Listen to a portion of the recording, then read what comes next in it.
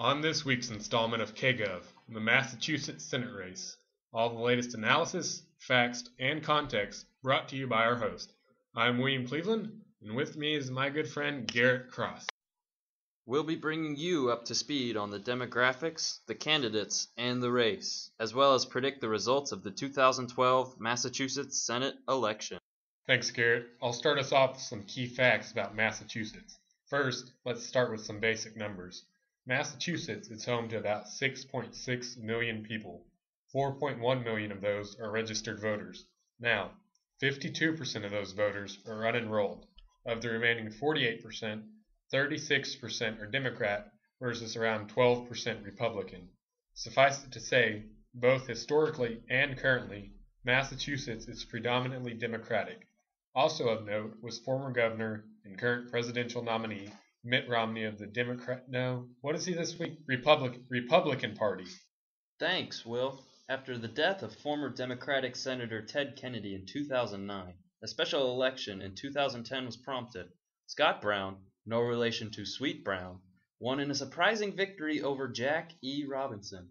Brown became the first Republican candidate to win since 1996. No small feat in a state that voted 62% for Barack Obama in 2008. So with the background of the election established, let's talk about the candidates. The Democratic challenger, Elizabeth Warren, is a Harvard law professor and consumer advocate who served in the Obama administration. Her most notable accomplishment includes the ramping up of the Consumer Financial Protection Bureau.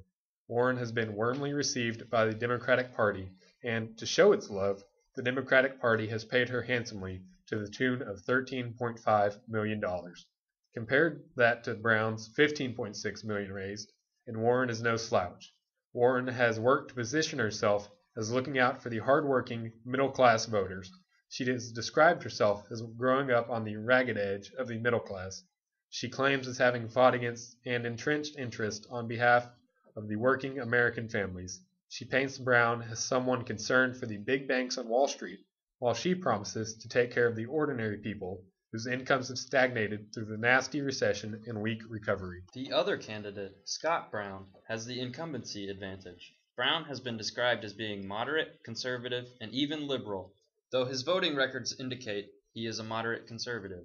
Brown has historically done well with independents, which plays into his benefit, since the majority of Massachusetts voters are unenrolled.